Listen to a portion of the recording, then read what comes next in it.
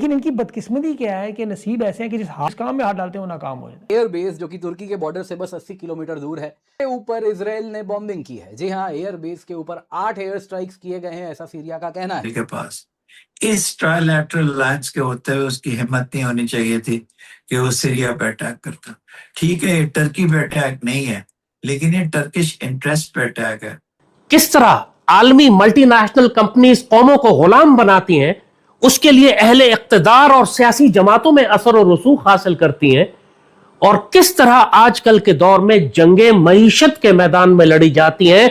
कौमों को तबाह करने के लिए गोली चलाए बगैर उनको गुलाम बनाया जाता है, उनको हलाक किया जाता है। सारे के सारे एसी कमरों में रहने वाले जितने एनालिस्ट हैं ना, जिनका कोई जीवन में कभी इन्होंने ना खुद कभी कोशिश करी, एक जरा सी प्रयास भी नहीं किया कि ये पाकिस्तानी फ़ौज का हिस्सा बने।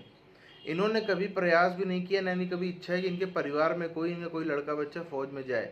वो लोग भी जो हैं वो बातें कर रहे हैं दिमाग में, क्योंकि जिहाद भरा हुआ है। वो लोग भी बातें कर रहे हैं कि अरे जाना चाहिए, पाकिस्तानी फ़ौज को भेजो, हम भेजेंगे, हम अपने फ़ौज को भेजेंगे, हमारी अजीम फ़ौज है, जज्बे वाली फ़ौज है। फ़ौजी बेचारा डरा पड़ा। फ़ौजी से भी तो एक बार पूछ लो जाना चाहते हो कि नहीं। उसकी हालत टाइट है, उसको दौरे पड़ रहे हैं, उसको परेशानी हो रही है, उसको समझ में नहीं आ रहा है कि होगा क्या नहीं होगा। अपने देश में तो सुरक्षित है नहीं। कभी बलोच निपटा देते, कभी कोई निपटा देता है, अभी तो कश्मीरी भी निपटाने लगे पीओके वाले। अपने देश में सुरक्षित नहीं है, अपने देश में इज्जत नहीं है, इज्जत भी कम होती जा रही है।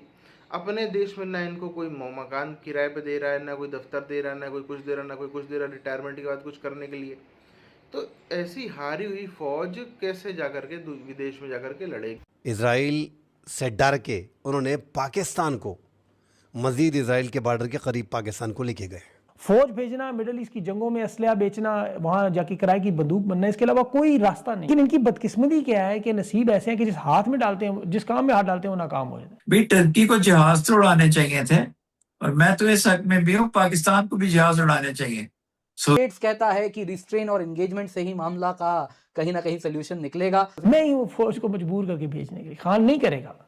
मिडल ईस्ट में देखें, प्रॉक्सी वार का हिस्सा बनना है, शाम के जरिए ईरान के खिलाफ जमीनी हमले करने, इत्तेहाद बनाना है, प्रॉक्सी वार के जरिए अफ्रीकी ममालिक में घुसना है। ये सोमालिया के साथ आप सिर्फ देखें, ये जो दिफाई मुआहदा हुआ सऊदी अरब और तुर्की के मुआहदे से पहले, सोमालिया में सोमाली लैंड बना है, वहाँ इसराइल मुकम्मल छाया हुआ है, और सऊदी अरब और अरब अमारात की जंग अरूज पर है। अरब अमारात के संग ताल्लुकात खत्म हो गए।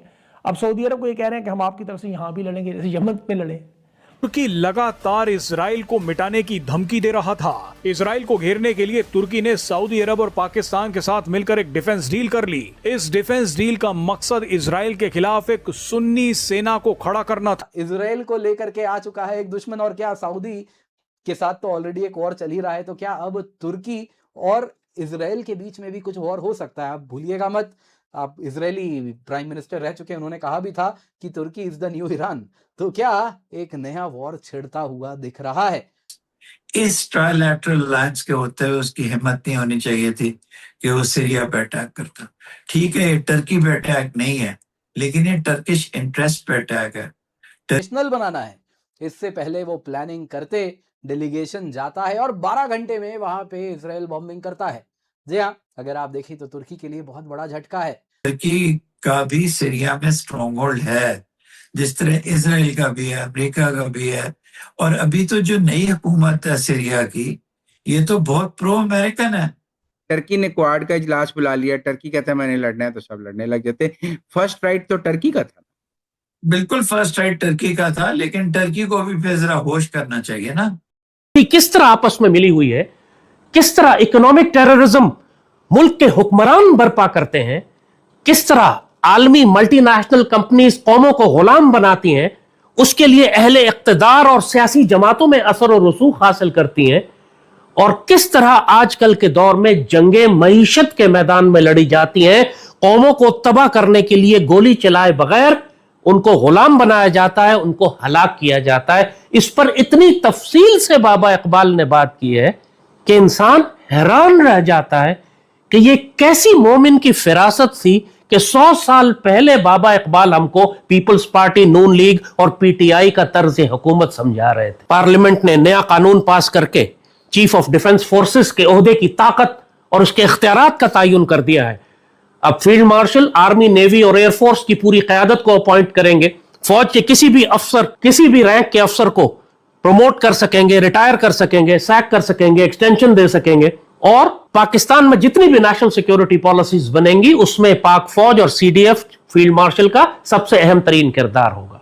इसलिए जरूरी है कि अब हम पाकिस्तान को जितनी दहशतगर्दी दरपेश है उसको वाजे करके हम साफ साफ पाक फौज की क़यादत के सामने रख दें, ताकि आपका काम आसान हो। ये काम सूबे करते रहे, लेकिन कौम को किस सिमत में लेकर जाना है, उसका नजरिया क्या है, कौमी दिफाई पॉलिसी क्या होगी, इकोनॉमिक पॉलिसी क्या होगी, हमने किन मुल्कों से तहाद करना है, किन से दुश्मनी करनी है, किन से जंग करनी है, कहां गज़वा हिंद करना है, कहां इसराइल को हमने ललकारना है, कहां फलस्तीन की मदद करनी है, कहां ग्रैंड अलायंस बनाना है, कहां नील के साहिल से लेकर ताबा खा के काशगर इस्लामी मुल्कों का ब्लॉक बनाकर लीड करना है। तो यह काम जमहूरियत में नहीं हो सकता, यह काम जरदारी, नवाज और इमरान नहीं कर सकते। शहीद ऑन ग्राउंड दे रहे हैं हर साल, वो सब उनकी शहादतें और कुर्बानियां जाया जाएंगी। जिस मकसद के लिए 50 लाख शहीद दिए थे वो जाया जाएगी अगर तुमने इन माशी दहशतगर्दों पर हाथ नहीं डाला। यतीम और बेवा और मिस्कीन को आप ज़कात देते हैं, इनके जमहूरी माशी निजाम में बेवा, यतीम, मिस्कीन से टैक्स लिया जाता है। यह फर्क है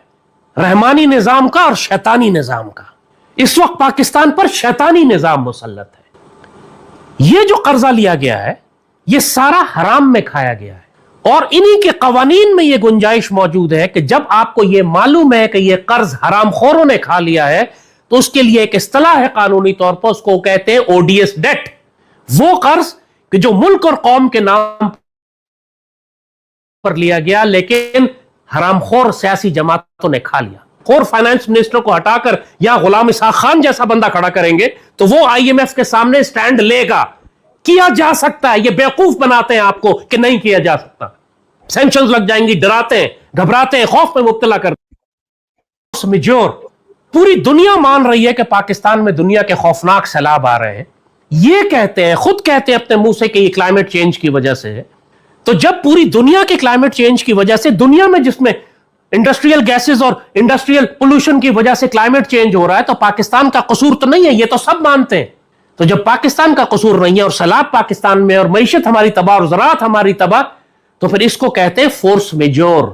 कुदरती हालात ऐसे बन गए कि अब पाकिस्तान कर्ज अदा नहीं करेगा। तुर्की ने अपना जो कार्ड है उसको कैश कराना चालू कर दिया है। इस पैक्ट को, इस डील को कैश कराने का जो काम है वो तुर्की करना चाहता है। सऊदी ने चलो इतना तो कर लिया है कि सऊदी ने एक अच्छी खासी संख्या में फौजी बुला लिए हैं, बिठा लिए हैं अपने देश के अंदर पाकिस्तान के। ठीक है, सही बात है, समझ में आता है सब कुछ। अब तुर्की भी यही चाहता है कि ठीक है, हमारे यहाँ तो जो साइप्रस से जो विवाद है वो तो आप करोगे ही, उसमें तो आपको आना ही पड़ेगा। सीरिया भेजो अपनी फौजें, सीरिया जिसको लोग शाम बोलते हैं, शाम भेजो अपनी फौजें। ये तुर्की की तरफ से जो है वो डिमांड उठ रही है। और पाकिस्तान के अंदर से भी वो लोग जिनका कोई रिश्तेदार फौज में नहीं है, जिनका कोई दूर दूर तक नहीं है, लेकिन दिमाग पूरा का पूरा जिहाद से और जज्बे से भरा हुआ है, ये कभी अपने किसी बच्चे को, लड़के किसी को फौज में नहीं भेजते हैं। लेकिन वो लोग भी आज बातें कर रहे हैं पाकिस्तान के अंदर कि क्यों इजराइल की हिम्मत कैसे हो गई, इजराइल ने कैसे ताकत दिखा दी, इजराइल को ये, इजराइल को वो। आज के आज भेजो, आज के आज भेजो, पाकिस्तानी फ़ौज जाएगी और ये करेगी और वो करेगी। पाकिस्तानी फ़ौज को जाना चाहिए। अब जो पाकिस्तानी फ़ौजी हैं वो घबराए हुए हैं और बहुत ही ज़्यादा हारी हुई, बहुत ही ज़्यादा टूटी हुई, बहुत ही ज़्यादा डीमोरलाइज फ़ौज है पाकिस्तान की। वो फ़ौज जिसकी अपने यहाँ पे कोई इज्जत नहीं है, वो फ़ौज जिसको अपने यहाँ पे जो है कभी बलोच, कभी पठान, कभी कोई छोटे मोटे गुंडे वाले ग्रुप जो हैं वो ख़त्म कर देते हैं। वो फ़ौज जिसका ऐसा कोई अस्तित्व नहीं है। अभी तो कल एक वीडियो आया कि सड़क चलते लोग थप्पड़ मार रहे हैं पाकिस्तान के फ़ौजियों को। तो जो फ़ौज की हालत, मानसिक लेवल आप सोच के देखिए कितना गिरा हुआ होगा, कितना ज़्यादा जो है वो टूटा हुआ, थका, जिंदगी जीवन से हारा हुआ फ़ौजी होगा। उसको अगर ये भी बोल दिया जाए कि तुम्हें वहाँ सीरिया में जाके लड़ना है और तुर्की में जाके लड़ना है और फलानी जगह जाके लड़ना है, तो वो इस्तीफ़ा दे के चाहे पंचर बनाने का काम कर ले, लेकिन फिर ऐसी नौकरी तो नहीं करेगा।